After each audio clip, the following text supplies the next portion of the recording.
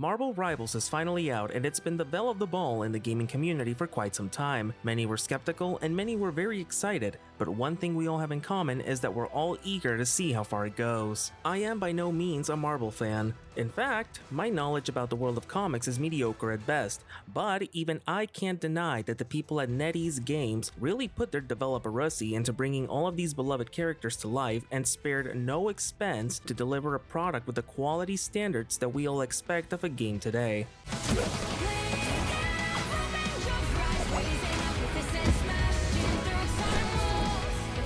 Oh, that's pretty snazzy. So for those of you who live under a rock, Marvel Rivals is a 6 vs 6 third-person hero shooter that uses beloved and obscure characters from the Marvel franchise and throws them all into a conflict between two versions of Doctor Doom, one from the present and one from the future year of 2099, the year of our Lord and Savior. This has the side effect of tearing reality apart as we know it and creating a web of intersecting timelines and universes, or a time string entanglement as the game calls it, forcing both heroes and villains to team up and fight their common foe and each other. The gameplay itself is pretty straightforward, just shoot and complete the objective. Simple lore, simple gameplay, water is wet, venom is thick, and 2 + 2 = stay at the goddamn point. Truly, this is accessibility at its finest. The objectives you will be doing will be different from time to time. Sometimes you'll have to capture a point on the map, push a payload, or a combination of the two. However, I know some of you are more visual learners, so allow me to show you a very simplified diagram of how it's gonna go down, kiddos. This is how you do it. It's very simple, okay? First you kill everything on the point, and then you tippy-toe real close to it. Just close enough for you two to get real friendly with each other. Then you stay in the point-to-see until this bad boy is done taking off. Ta-da! Here's some confetti. In order to complete these objectives, you will play one of 3 major roles to assemble a team. These roles are Vanguard, Duelist, and Strategist, and by the time this video releases, the game will have a whopping 33 heroes and villains to choose from. Choices. Also, let me just say, these designs are dazzling. They are so flashy and stylized, but also very reminiscent of the original designs. Oh my god, it's so cool. And what makes it better is that I can appreciate their well-defined assets. Yes, assets. Truly, gender equality never looked this good. Anyway, let's get back to the roles. Vanguards are your tanky boys, the big fellas that'll make sure to create space and also protect their teammates with their big meaty buns and thighs. Yeah, buns and ties. Duelists are your raw damage dealers, the people you'll probably yell at the most because there will be like 3 or 4 of them in your team insta-locking and they'll refuse to switch when they start feeding. I'm looking at you, Spider-Man. Lastly, there's the strategists. These are your supporter characters who will either keep you alive, make it easier for you to eliminate the opposing team, or just stand there and look adorable. Each of these characters has their own unique set of skills and passive abilities that you will need to master if you want to hope to make it out alive and not get the stink eye from everyone in the room.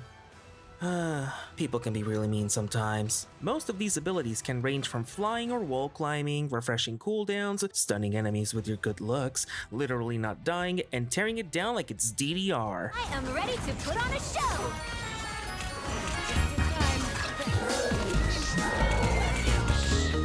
She's an icon, she's a legend, and she is the moment. Every character also comes with an ultimate ability, which, unlike the other skills, will charge up as the match progresses and by dealing damage or healing your team. It's gonna be super important that you keep your eyes peeled and your ears open because each of these gets announced with a voice line that'll make it clear when it's time to push and when you might want to do a skip-a-rooney back to the spawn. Don't do it to me. I beg you. I know that this is all standard hero shooter stuff that just about anyone can guess, but I think it's still important to mention it. Besides, the game's website lets you read up on hero tooltips and even learn the numbers behind your weapons and skills, like how much it hurts, how much it heals, its range, cooldown, literally everything. It's just a godsend for those who like to optimize their performance. The game even has small videos showcasing said abilities, so there's no excuses not to know what your E-key does. And as if that wasn't enough, the game also has a tutorial for practically everything in it. You can practice the basics of each game mode, certain characters, and it even has a versus AI mode with 3 difficulty settings, custom games to practice specific comps with friends or yourself, and even a practice range to warm up. You have all the tools at your disposal to succeed, so you might as well use them. The world is your oyster, or whatever they say. So, not to state the obvious, but the game just came out and everyone is still trying to figure it out. So it's not a bad idea to dedicate some time to learn a few heroes that you like. But, and this is a big but, at some point you will have to learn how to diversify your roster. Being a one-trick pony will only get you so far. Variety is the spice of life after all. I only say this because while it's perfectly fine to play your favorite 3 Guardians of the Galaxy, sometimes you will look at your scoreboard and see that you're going 0-36 because Spider-Man is melting you with a can of silly string and a punch to the teeth.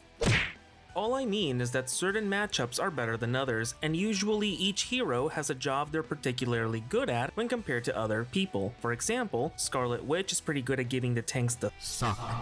Hela and Hawkeye are pretty good at poking and outright popping people from afar, and Loki is really good at controlling certain angles, traversing around them, and heal or get sneaky getaways, etc, etc. Looking for the right tool for the job is the key to victory.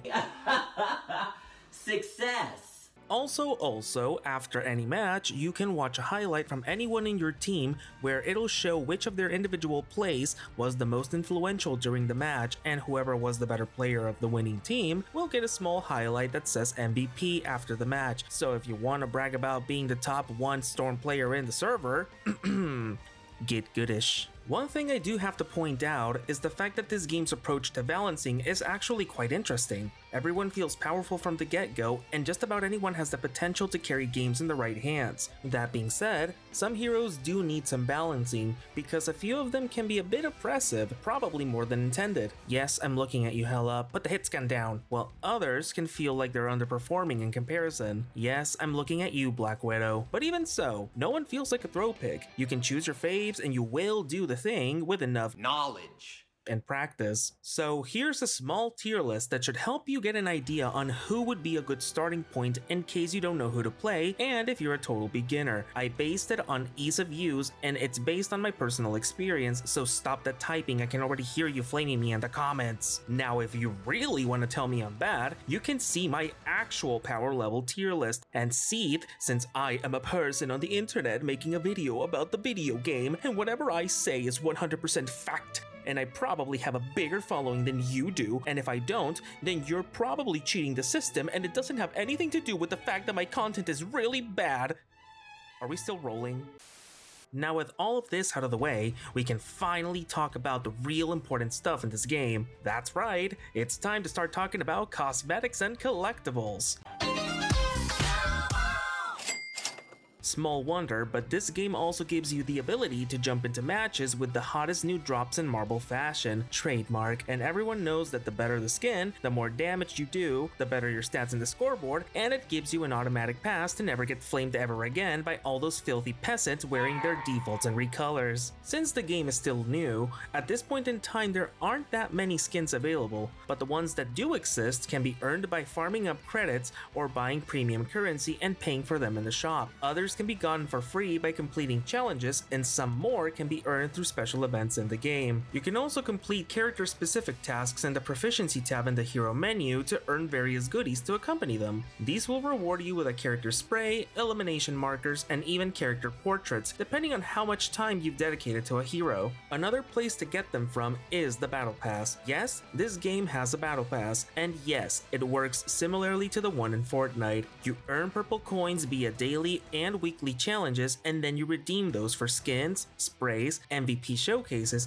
and various other collectibles. Personally, I'm not a really big fan of this kind of battle pass progression that they have going on, but I guess I can imagine worse ways to go about it. The problem here is that it makes it seem needlessly grindy, when all they could have done is make it give you points whenever you level up, or even give them to you after a match is over. I don't know. Instead, what they do is they just make you wait a whole day before you can earn more.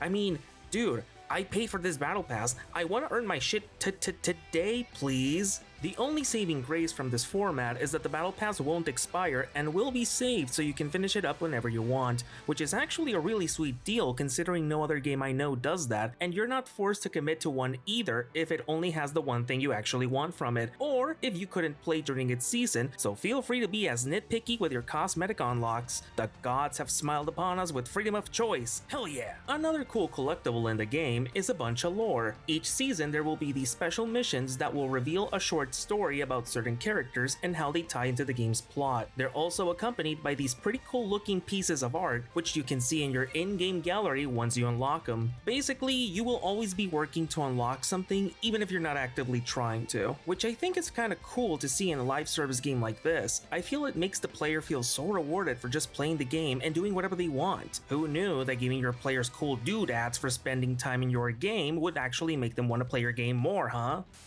And now, we present to you the following segment called How to Kick Names and Take Ass, a small compilation of tips and tricks to make your gaming experience a bit smoother. This segment has been brought to you by Raycon Shadow Legends Impact.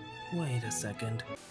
High ground is your friend. It's easier to shoot down than it is to shoot up.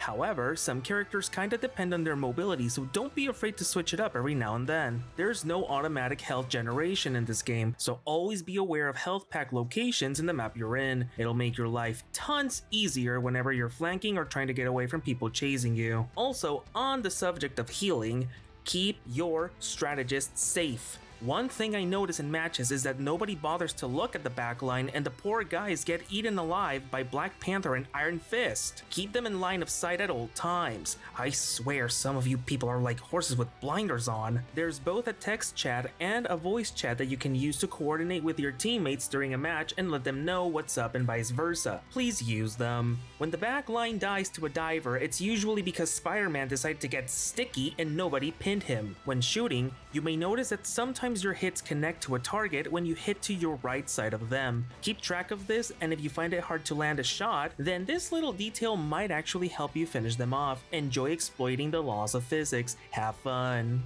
The game works in an open queue configuration, so you're free to choose the role you wish to play, and you're encouraged to, but also learn to be flexible. If you're heart-locking DPS and start going 310, that's gonna raise a few eyebrows and get you flamed mid-match almost all the time. Learn heroes from all roles and learn to adapt to each situation, or you can just stay locked up in bronze forever, you do you. No! On the subject of flaming, please don't do that. It's annoying for everyone and chances are you're not him. If you're the kind to go around trash talking everyone all the time, you're part of the reason why you can't climb, and you're probably the biggest thrower in the team. Also, here's a little secret for you. Squirrelgirl isn't real, and she doesn't care about your score. Ew. In a team-based game, teams are supposed to help each other improve and work with what they have, so instead of telling people to uninstall, and whatever other slurs you like using, offer them some tips on who to use or maybe discuss tactics. I promise you, it will pay off in the end. Teamwork makes the dream work, everybody. Now, if the person doing awful is the one who is doing the flaming, then by all means put that fucker in their place. Sometimes you need to point and laugh to get a point across, and bullying can be the solution. The more you know. Also, there's an avoid ask teammate button and a mute and chat button, so by all means, use them to stop thinking about their existence and stop them from polluting your game with their yapping on why Cloak and Dagger doing damage is throwing. Seriously, some people don't know how to play these games. Some characters have special team-up abilities that trigger when certain heroes are together. However, there's two sides to this mechanic. There's the ability holder and the ability user. Ability holders are heroes that enable others to use an extra ability that can help out in a pinch or even turn the tide of a fight, usually marked with a seasonal buff icon, at least as far as we know. Ability users are the ones that need the holder to be in the match in order to activate it, and there's no restrictions in distance or anything. As soon as they lock in, you ball. In the main menu in the upper right side of your screen, you can see your profile picture. Press it and it'll take you to your career profile. Go to achievements and complete as many of these quests as possible possible to get free cosmetics, battle pass money, and even credits. Now you can enjoy your new Vengeance skin for Psylocke.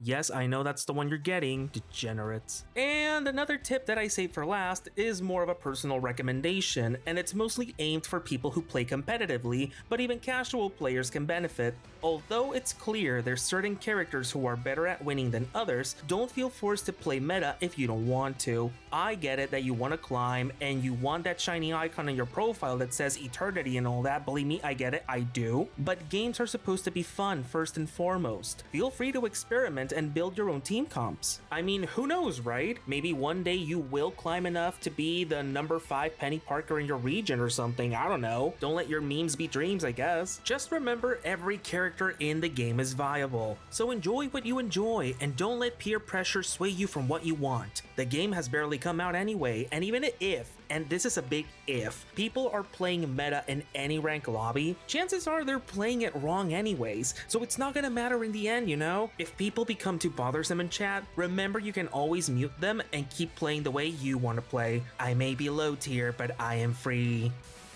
So while Marvel Rivals is still in its infancy and carries the stigma of a licensed game in many people's eyes, the characters and context it's built upon is one of the most influential ones in all media where Marvel has set foot on, and it carries a legacy that is still going really strong to this day. So while it has its flaws, Marvel Rivals is still a project that comes from a passionate team of game developers that set it upon themselves to serve its players and fans some good quality food. And Lord knows we needed a good feast after the great famine of OW2. And although this franchise has been milked over the years in order to reach out different demographics for profits, this game feels like a love letter to both newcomers and hardcore fans in an effort to let everyone feel seen and to foster a community that stands tall through a common interest. And that interest is Squirrelgirl's thighs.